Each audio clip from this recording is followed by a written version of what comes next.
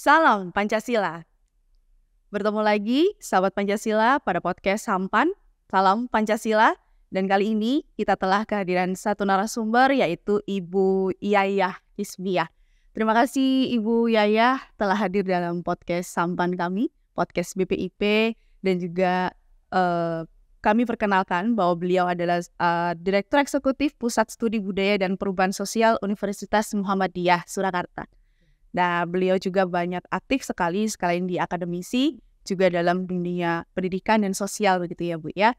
Nah, mungkin kami juga sedikit berbincang nantinya terkait dengan Pancasila. Selain itu juga akan membahas beberapa isu yang pada saat ini kami telah juga kita ketahui BPIP sedang melaksanakan FGD terkait dengan kerapuhan etika penyelenggara negara.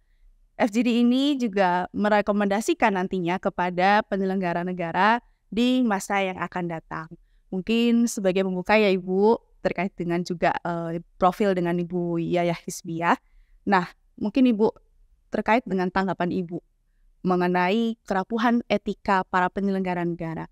Bagaimana respon Ibu ketika hal ini menjadi topik yang sedang hangat dibicarakan? Baik, pertama-tama salam Pancasila. Salam Pancasila. Baik Mbak, publik memang sudah lama prihatin tentang kerapuhan etika publik para penyelenggara negara. Saya kira memang bukan baru-baru ini ya terjadinya, bukan tahun ini. Kita sudah tahu lama sekali tentang, ya mungkin kalau menggunakan bahasa yang agak keras, pembusukan moralitas publik, kemudian juga kemunduran demokrasi, terutama 2-3 tahun terakhir ini, dan terutama sekali memang setahun terakhir ini ya. Jadi memang publik ini saya kira gelisah, masyarakat gelisah. Bukan hanya kalangan akademisi yang kritis yang sudah menyampaikan pokok-pokok pikirannya ya, terhadap pemerintah mengenai gejala-gejala negatif tadi ya. Bukan hanya gejala sebetulnya, tapi juga memang nyata-nyata ya tindakan-tindakan yang membegal konstitusi, kemudian korupsi semakin parah ya, karena indeks korupsi kita tuh nggak pernah naik sejak dekade lalu sampai dekade sekarang masih berkisar di 3,3, 3,4, nanti turun lagi 3,3. Artinya kan 3,3, 3,4 itu jauh sekali ya dari angka 10 yang harusnya perfect begitu. Di negara-negara Skandinavia seperti Denmark itu indeks korupsinya 9, jadi kalau seperti angka rapor itu 9 lebih, wah itu hampir sempurna kan begitu. Kita 3,3, jadi memprihatinkan sekali. Dan kemudian di luar korupsi yang memang sudah sistemik dan berjamaah itu juga ada banyak fenomena lain yang kita semua sudah tahu ya dan memprihatinkan sekali. Karenanya kemudian semua kekecewaan ini berujung pada protes-protes di depan lembaga-lembaga perwakilan rakyat ya yang ikut mendukung rapuhnya moralitas dari penyelenggara negara ini.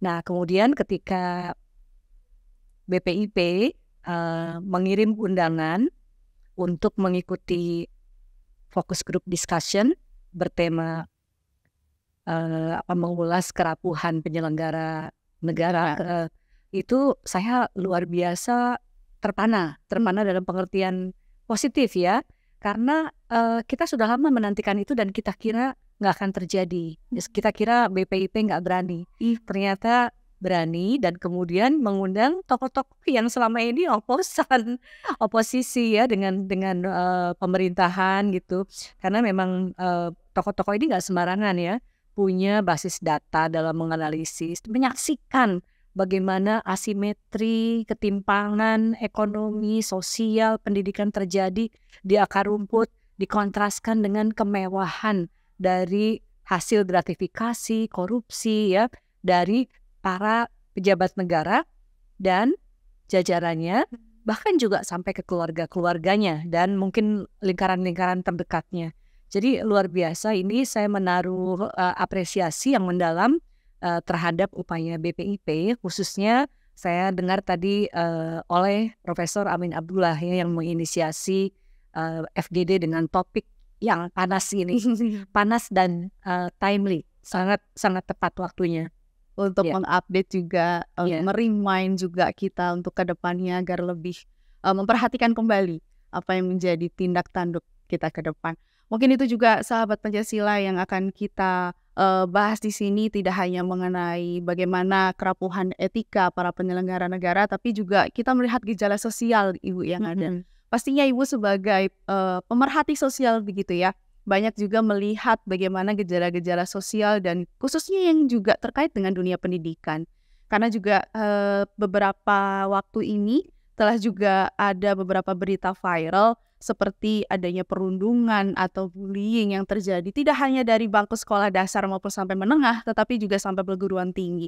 Dan baru-baru ini memang ada diduga memang ada perundungan atau bullying yang dilakukan di perguruan tinggi khususnya di Fakultas Kedokteran. Ini kan semacam miris ya Bu ya, bagaimana dokter yang seyogyanya kita mulai akan memiliki etika juga nantinya berhadapan dengan masyarakat, tetapi juga mereka menerima dan menjadi pelaku diduga seperti itu. Nah, bagaimana Ibu melihat fenomena ini? Ya, kebetulan yang tadi belum disebutkan, saya juga adalah psikolog ya. Saya mengajar di Fakultas Psikologi Universitas Muhammadiyah Surakarta.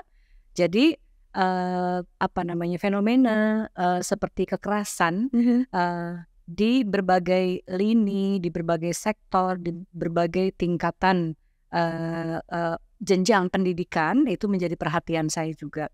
Nah, kasus yang tadi kakak sebutkan tadi memang memprihatinkan karena loh kok terjadi di perguruan tinggi juga gitu kan. Kita kira ini banyak sekali yang memprihatinkan di tingkat pendidikan dasar dan menengah. Tapi perguruan tinggi kan kita mikirnya sudah dewasa, kalangan terdidik, settle gitu ya, mapan gitu kan untuk para pendidiknya ya. Sementara para mahasiswa atau mahasiswinya itu memang di usia perempat baya atau mungkin malah ini ya akhir dari milenial dan Gen Z ya, lebih tepatnya Gen Z. Dan mereka memang sedang mengalami masa-masa perubahan. Sebetulnya tidak peduli apapun fakultasnya, mahasiswa atau mahasiswi sama seperti peserta didik lainnya sedang berusaha untuk menuntut ilmu dan belum mengalami atau mencapai kehidupan yang mapan ya. Karenanya memang harus ada perlindungan terhadap semua peserta didik, bukan hanya di tingkat dasar menengah tapi juga di tingkat perguruan tinggi. Nah, keterkejutan kita itu kan terutama karena ini profesi yang seharusnya memelihara, melindungi, merawat begitu kan. Tapi ternyata seperti itu sehingga kemudian mahasiswa tersebut bunuh diri. Ada beberapa hal yang bisa kita cermati Mbak. Satu bahwa problem kesehatan mental itu terjadi di semua lini usia, di semua lini pendidikan ya. Kemudian ini ada power game, ada bagaimana kita berada dalam sebuah posisi dengan kewenangan, dengan kuasa tertentu dan kemudian kita menyalahgunakan kewenangan atau kekuasaan tersebut. Dan ini merupakan fenomena yang masif terjadi di Indonesia. Tadi di forum FGD itu saya menyampaikan bahwa kita ini mengalami normalisasi kekerasan, normalisasi kecurangan yang harusnya tidak menjadi mainstream dalam sikap dan tingkah laku kita. Tapi karena terjadinya itu sedemikian banal sehari-hari, kita menganggap itu sebagai normal ya. Baru-baru ini saja kita mulai sadar tentang kita harus bikin peraturan tentang pencegahan seksual harassment di kampus. Kita harus bikin misalnya ya fatwa untuk kaum disabel dan kita melakukan affirmative action untuk penyandang disabilitas. Ini juga sebetulnya bentuk kekerasan Mbak, ketika kita tidak peduli pada kaum minoritas ya, apakah itu perempuan, anak-anak. Ini kaum minoritas artinya yang lemah juga ya posisinya dalam masyarakat, kaum difabel. Sebetulnya yang terjadi adalah kekerasan secara epistemis. Jadi kekerasan kultural, kekerasan epistemis, bukan kekerasan kita memukuli atau segala ya, tapi diskriminasi terhadap kaum minoritas tersebut. Nah, sekarang sudah mulai banyak peraturan perundangan, Cuma implementasinya yang perlu kita kawal ya. Di samping itu juga memang tidak semua lembaga atau lembaga-lembaga sosialisasi khususnya punya peraturan-peraturan seperti itu. Nah, dengan mengatakan itu, saya juga artinya mengatakan bahwa nilai-nilai Pancasila itu belum ya dihayati dan dijawantahkan dalam kehidupan sehari-hari, terutama oleh pihak-pihak yang memiliki privilege kekuasaan. Tadi Ya, power tadi dosen terhadap mahasiswa,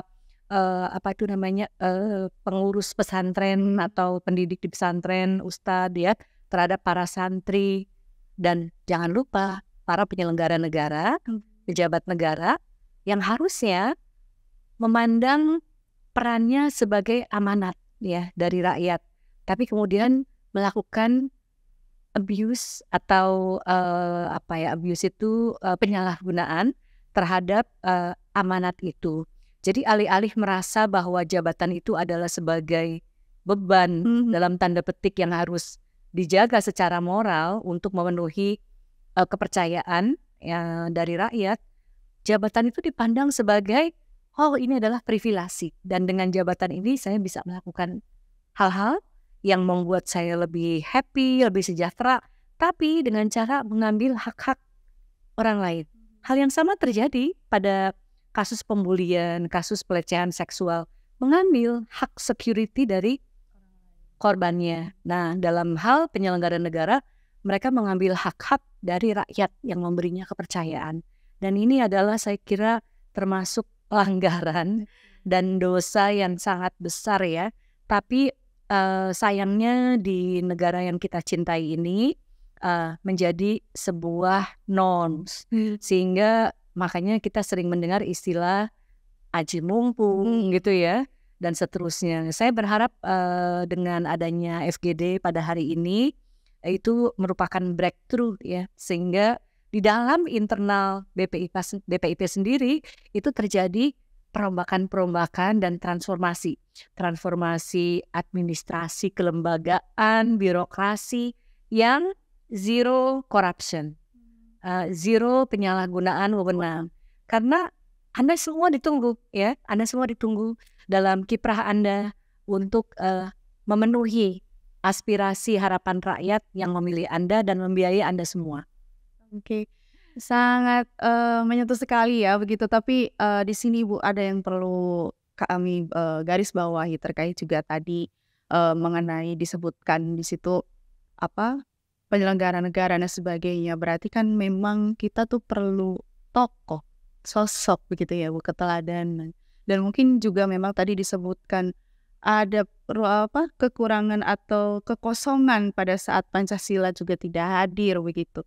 Nah, bagaimana sih Bu ketika kita ingin memberikan atau mengisi ruang-ruang publik dan juga di masyarakat ini, fenomena-fenomena sosial ini dengan Pancasila, tetapi juga dengan hal yang mudah untuk dijangkau. Karena saya teringat waktu dulu zaman kuliah begitu ya, teman-teman pada saat itu masih menggunakan analogi bahwa dari SD, SMP, SMA kita belajar Pancasila begitu. Tapi kenapa kuliah kok ketemu Pancasila lagi gitu kan? Padahal Pancasila ya sudah 5 sila itu saja. Tapi mengapa sih gitu? Jadi masih ada rasa bagi mahasiswa tuh kenapa sih Pancasila begitu kan? Dan untuk kekosongan ini mungkin sekarang mulai terhentak kembali begitu ya Bu, untuk di kalangan muda sudah saatnya kita kembali kepada Pancasila, mungkin seperti itu Bu ya. Dan fenomena-fenomena seperti ini yang ingin kita bangun model bagaimana sih untuk bisa mengisi kembali di ruang-ruang publik ataupun di masyarakat secara luas, tapi dengan cara yang mudah, menyentuh dengan halus begitu, menyentuh dengan yang real terkait dengan Pancasila. Oke, ya ada dua ya yang tadi kakak tanyakan. Pertama adalah soal keteladanan yang kelihatannya sudah menurun, tidak mengisi ruang-ruang publik lagi. Dan kedua, kenapa pelajaran atau mata kuliah pendidikan Pancasila ini terus-menerus ada gitu ya, dari mulai SD sampai perguruan tinggi. Oke, yang pertama dulu, keteladanan ini memang sangat kita butuhkan dan harus diviralkan terus-menerus secara masif, secara luas. Kalau dulu keteladanan itu sulit menjangkau ruang-ruang publik ya, karena belum ada media sosial dan media digital. Baru kemudian misalnya ketika keteladanan Agus Salim, keteladanan seorang Bung Hatta dituliskan lalu dibaca sebagai konten dari buku pelajaran, itu dituliskan oleh orang-orang lain ya yang melakukan kilas balik retrospeksi terhadap apa yang sudah terjadi lalu menuliskannya. Nah sekarang Mbak, ini luar biasa. Kanal-kanalnya, saluran-salurannya itu semudah di telapak tangan, semudah klik-klik, Anda sudah bisa dapat berbagai konten-konten tentang keteladanan. Sayangnya yang mengisi konten-konten itu adalah misalnya kultisme terhadap selebriti, terhadap influencer yang mengenakan pakaian tertentu, yang badannya bagaimana, yang rumahnya seperti apa luasnya dengan kemewahan di dalamnya, bagaimana mudahnya mencari uang tanpa bekerja, duduk aja sampai kemudian banyak yang ketipu kan, macam-macam. Nah itu yang mengisi konten-konten kita, TikTok lah, apapun namanya, CapCut dan lain-lain ya. Nah, sementara kita tidak mengisi dengan konten-konten yang sebetulnya juga banyak, Mbak. Tetapi tidak dimunculkan di ruang-ruang digital itu, sehingga kemudian anak-anak kita lebih banyak melihatnya ya tadi, ketawa-ketawa, misalnya untuk slapstick yang, mohon maaf, sangat murah ya, sangat murah. Dan waktunya habis untuk mengulang-ulang itu, karena kan kemudian ada algoritma ya, kita nonton satu kemudian muncul lagi yang lain, belum lagi tawaran shopping segala macam yang orang kemudian terjerumus ke dalam pinjol dan lain-lain. Nah jadi nih tugas kita dalam kapasitas kita masing-masing termasuk BPIP, bagaimana mengisi ruang-ruang digital yang instantly diakses oleh publik mulai dari berbagai usia itu dengan keteladanan. Nah dulu kan ada Profesor Buya almarhum Syafi'i Ma'arif, beliau adalah inspirator saya ini anak ideologis beliau ya di Muhammadiyah. Kemudian ya contoh-contoh yang tadi kan Prof Haryono tadi menceritakan ya betapa rektor di Leiden itu ternyata pakai sepeda di pertemuan menemui rektor dari Indonesia yang meminta mobil yang terbaik, mobil yang termewah, yang ternyaman.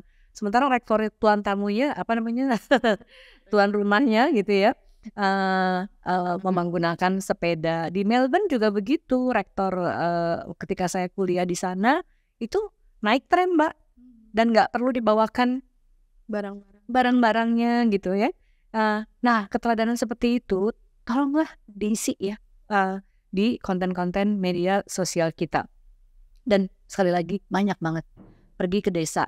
Ini kan banyak yang di BPIP kan ada ikon Pancasila ya. Nah coba tonjolkan itu dengan cara yang sangat viral, dan kalau perlu pakai mesin ya untuk bisa mendorong itu muncul, sehingga di lini masa itu memang muncul, kemudian ketika diklik orang akan sampai kepada teladan-teladan lainnya.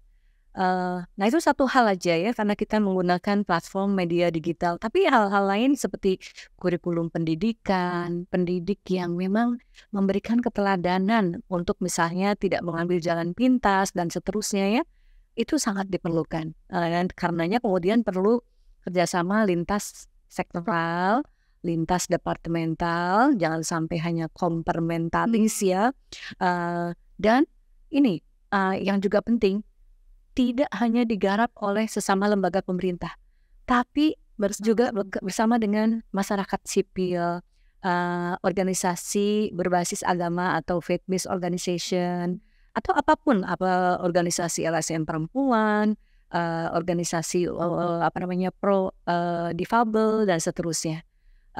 Yang juga penting adalah climate change ya, bagaimana cara kita mengkonsumsi itu mempengaruhi iklim. Ya, itu perlu ditanamkan. Ketika orang tidak pernah mengenal kata enough, cukup dalam konsumsi, selalu misalnya makan yang bagaimana ya, bukan besok bisa makan apa enggak, besok bisa makan apa, tapi mau makan apa dengan pilihan yang luar biasa. Fashion juga begitu. Lalu barang-barang ya yang kita miliki. Jadi ownership terhadap materialisme itu juga kita batasi ya dengan menonjolkan figur-figur yang justru asketis, boleh dibilang asketis. Jadi mengatakan cukup karena sumber daya bumi ini itu terbatas. Nah yang kita lihat kan sebaliknya Mbak, di apa namanya, di Instagram dimanapun ya, dan banyak orang silau dengan itu, terpukau dengan itu, menganggap bahwa kesuksesan itu adalah yang seperti itu, sehingga kemudian ketika ada kesempatan ya mereka menggunakan jalan pintas untuk meraih itu. Sementara kerja keras, kedisiplinan, kejujuran, kerendah hatian, kecukupan dalam mengkonsumsi ya, apapun yang kita habiskan sehari-hari itu tidak menjadi panglima dalam tindakan-tindakan kita. Sesungguhnya itulah nilai-nilai spiritualitas. Ajaran agama manapun mengajarkan sense of contentness ya, rasa cukup dengan mengkonsumsi sedikit tapi givingnya yang banyak, kan begitu. Lalu menebarkan kemanfaatannya yang banyak ke sekeliling. Gali aja semua ajaran agama seperti itu core message-nya, dan itu yang kurang, dan itulah sebetulnya yang diajarkan oleh tokoh-tokoh teladan kita ya. Ada banyak tuh dalam buku-buku, misalnya Kang Yudi Latif ya, kepala UKPPIP dan BPIP yang pertama, itu menulis Mata Air Keteladanan. Kisah-kisahnya menyentuh kan. Nah itu bisa dijadikan cerita storytelling dengan berbagai format di kanal-kanal digital. Oke. Ada kata kunci yang dapat kami ambil begitu dari yang Ibu sampaikan terkait juga dengan kesahajaan, dan juga yang kedua adalah tadinya menghargai proses begitu ya. Itu yang sudah mulai berkurang. Nah mungkin Ibu satu lagi terkait juga Ibu tadi mengatakan Ibu juga sebagai psikolog begitu. Jadi melihat fenomena sekarang ini, pendidikan begitu ya, pendidikan yang seyogyanya juga didasari dalam adab dan etika begitu ya. Tapi bagaimana itu juga tadi ada power game yang juga bermain terkait juga dengan kurikulum, lalu juga konten-konten yang ada di dalam platform digital yang sudah sangat mudah dijangkau, tapi juga nilainya agak kurang gitu ya Bu ya. Nah ini satu mohon pesan dari Ibu untuk ke depan, generasi ke depan dan juga penyelenggara negara ke depan. Generasi muda maksudnya? Betul, generasi muda dan juga terkait juga dengan nanti pesan untuk penyelenggara negara ke depan untuk tetap dapat menjaga etika dan juga tetap eksis Pancasila dalam setiap tindaklantipnya. Baik, untuk penyelenggara negara ya berikutnya dengarkan dan dengarkan. Listen, and listen. Dan kemudian aspirasi yang didengarkan tadi dari seluruh rakyat itu diwujudkan ya, untuk pada akhirnya 5 sila Pancasila itu kan esensinya adalah keadilan sosial bagi seluruh rakyat Indonesia, dilambangkan dengan padi dan kapas ya, yang mensimbolisasikan kesejahteraan. Dan kesejahteraan ini harus holistik Mbak. Pertama harus holistik. Holistik itu artinya bukan hanya kesejahteraan ekonomi atau kesejahteraan fisik, sehat, raga gitu ya, tapi juga kesejahteraan psikologis, spiritual, batin, dan keadilannya merata begitu ya. Ketimpangan memang pasti ada. Kerja untuk mempersempit ketimpangan itu, dan semua warga negara itu tidak boleh ada yang ditinggalkan satupun, no one left behind, untuk hak-hak dasar warga. Apa hak dasar itu? Nah itu kan human rights ya, hak untuk hidup, hak untuk mendapatkan penghidupan yang layak. Artinya kan pekerjaan. Dari mana pekerjaan bisa didapatkan yang layak? Ya dari pendidikan yang memadai, yang berkualitas. Jadi pendidikan juga harus dipikirkan. Dan ingat, peran penyelenggara negara adalah mengemban amanat. Jadi mengemban amanat itu bukan sebuah selebrasi sebetulnya, tapi sebuah ketawaduan. Kalau dalam bahasa Islam itu ketawaduan ya, ke humility, bahwa saya mendapatkan amanah, saya mendapatkan peran untuk menjadi penjaga dan pemakmur, begitu kan, yang bersikap adil, pemimpin yang adil, sehingga kemudian bekerja dengan serius. Nah, pada waktu yang lalu dan sekarang tidak seperti itu yang terjadi. Jadi harapan saya, harapan kami ke depan, semoga penyelenggara negara ini mendapatkan hidayah ya. Sebetulnya hidayah itu bahasa agama, tapi sebetulnya bisa berarti umum kalau kita artikan sebagai pencerahan, keterbukaan wawasan, keinsyafan begitu ya, sehingga negeri kita menjadi lebih baik bagi semua. Sekali lagi, no one left behind. Yang kedua, pesan untuk generasi muda ya. Wah, ini saya tidak tahu. Memang generasi muda, khususnya yang setelah lulus kuliah atau menjelang lulus kuliah, sedang kuliah, itu kan menghadapi quarter life crisis ya Mbak ya. Jadi secara psikologis mengalami persoalan-persoalan transisional dalam kehidupannya ya, karena peran-peran yang berubah. Pada saat yang sama, situasi negara sedang tidak baik-baik saja. Lapangan pekerjaan terbatas, dan seterusnya. Ada berbagai macam masalah sosial, ekonomi, politik, hukum. Nah, tapi tadi kalau diminta untuk memberikan pesan, jangan pesimis, jangan menyerah terhadap keadaan, bersandarlah pada dirimu sendiri ya. Karena kalau engkau bersandar pada dirimu sendiri, dan untuk itu kau akan meningkatkan kapabilitasmu, kompetensimu, engkau akan menjadi orang yang merdeka. Dan engkau akan menjadi orang yang selesai dengan dirimu sendiri, sehingga kemudian kamu bisa memikirkan tentang bagaimana saya bisa memberikan kontribusi kepada sekitar. Dan tidak harus menunggu sampai dapat pekerjaan dulu, dapat jabatan dulu, atau menikah dulu. Selagi menjadi siswa, siswi, mahasiswi, engkau bisa melakukan banyak hal. Patriotisme itu diukur dari apa yang bisa kau lakukan untuk lingkunganmu. Mulai dari lingkungan terkecil. Misalnya di lingkungan pertetanggaan, apa yang bisa kau bantu? Melalui Karang Taruna, melalui misalnya asosiasi-asosiasi kepemudaan ya, dan seterusnya. Bahkan bisa bergiat di rumah-rumah ibadah, apapun agamanya ya, gereja, pura atau masjid. Lalu coba deh lakukan pembaharuan di rumah-rumah ibadah itu. Jangan cuma untuk ibadah, kalau dalam bahasa agama Islam ibadah mahdoh ya, ibadah ritual saja, tapi gunakan untuk mentransformasi lingkungan pertetanggaanmu, lingkungan kampusmu ya, lingkungan kotamu menjadi lebih baik. Lingkungan dalam pengertian luas juga, bukan lingkungan ekologis fisik, tapi juga lingkungan sosial. Pikirkan bagaimana anak-anak di pertetanggaanmu bisa bermain ya, bagaimana mereka yang ketinggalan karena mereka miskin itu tidak bisa ikut les-les. Ayo bikin yuk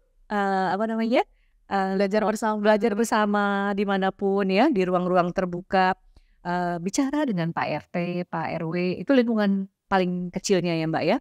Dan kalau di perguruan tinggi tentu banyak lagi yang bisa dilakukan, karena networknya kan juga luas, bahkan mulai bisa berkontribusi untuk perbaikan dunia mondial global di perguruan tinggi ya.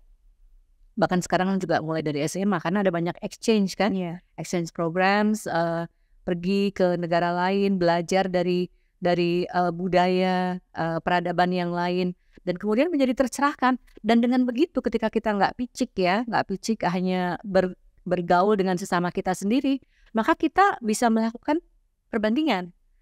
Oh, ternyata negara yang saya kunjungi itu lebih baik dalam hal-hal ini, penataan kota, dalam pengelolaan sampah, dalam menyediakan library untuk meningkatkan literasi anak-anak sampai remaja. Di Melbourne itu setiap distrik punya perpustakaan umum ya kan, dan gratis. Kita belum. Nah, coba tingkatkan itu dan raihlah dengan usahamu sendiri ya. Dengan beasiswa boleh ya. Sehingga kau bisa bangga, aku tidak dikasih orang tua nih. Aku berjuang dari bawah. Dan biasanya orang-orang, individu-individu yang menekuni proses ya, tidak instan, itu akan lebih conscientious, lebih punya hati nurani untuk dirinya sendiri, keluarganya, dan masyarakatnya. Dan insya Allah akan lebih bahagia juga nanti. Karena keluarganya pun juga makan rezeki halal gitu kan ya. Anak-anaknya juga demikian. Dan lalu dalam proses itu terjadilah kalau dalam bahasa psikologi itu flourishing ya. Berkembang, mekar secara indah dan bahagia. Dan itulah yang dimaksud dengan well-being dalam psikologi. Jadi raihlah well-being yang holistik, yang utuh ya, dengan usahamu sendiri dan bersama-sama dengan rekan-rekanmu. Tentu sambil dibimbing oleh orang-orang dewasa yang peduli, yang care ya, dan juga belajar dari semua kalangan. Jadi jangan picik hanya bergaul dengan sesama etnis, sesama agama begitu ya, dan buka mata terhadap persoalan-persoalan di sekitarmu. Selalu ada persoalan di sekitarmu, mulai dari yang kecil, mikro di sekeliling rumahmu sampai di tingkat negara dan global. Jadilah pemimpin masa depan. Oke, sangat indah sekali. Listen, listen, listen, dan jangan pesimis. Begitu ya Bu ya pesannya yang akan disampaikan. Baik, terima kasih Ibu Yayah telah hadir dan juga telah mengisi dari ruang-ruang publik yang tadi mungkin ya Bu ya terasa kekosongan, sekarang dengan adanya Ibu menambah pencerahan bagi kami. Terima kasih. Dan juga nantinya terkait dengan penyelenggara negara ke depan dan juga generasi muda, marilah kita mendengar dan juga jangan pesimis begitu Ibu kira-kira. Baik, sahabat Pancasila, terima kasih untuk podcast kali ini. Dan jangan lupa tetap saksikan podcast Sampan, podcast Salam Pancasila BPIP RI. Terima kasih, saya Sari Wijastuti. Salam Pancasila. Salam Pancasila.